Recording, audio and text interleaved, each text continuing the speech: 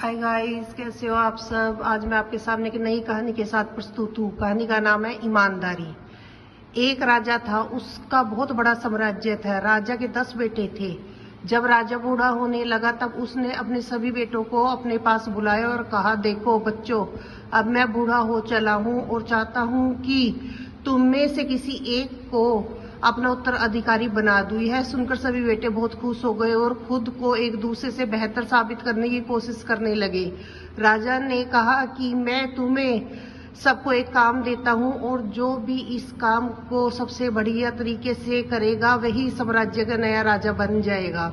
राजा ने सभी बेटों को एक बीज का एक एक टुकड़ा दिया और कहा, तुम सबको इस बीज को लेकर 1 साल के लिए जंगल में जाना है। वहां इसे एक गमले में रोपण करना है और इसकी देखभाल करनी है। 1 साल बाद जब मैं तुमसे मिलूंगा, जिसका पेड़ सबसे बड़ा होगा मैं उसे ही इस राज्य का नया राजा बना दूंगा।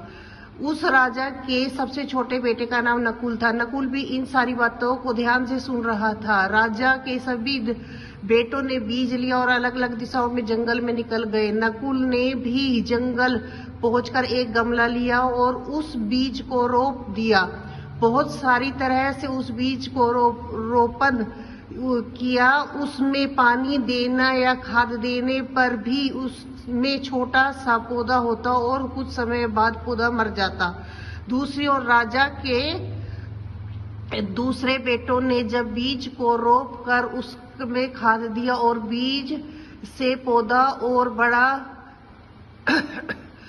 बड़ा बनने लगा।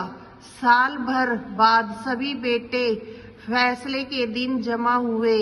एक से बढ़कर एक सुंदर और मजबूत पेड़ लेकर अलग अलग गमलों में नजर आ रहे थे, लेकिन नकुल का गमला खाली था। सभी दरबारी नकुल के गमले की तरफ देखकर हंस रहे थे।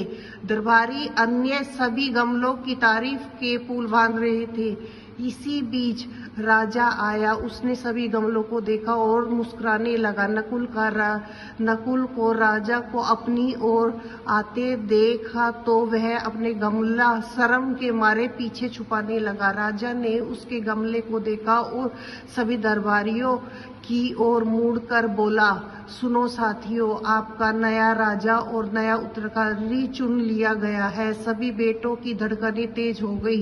राजा ने कहा, आज से आपका नया राजा नकुल होगा। राजा के दूसरे सभी बेटों और दरबारी यह सुनकर स्तंभ रह गए।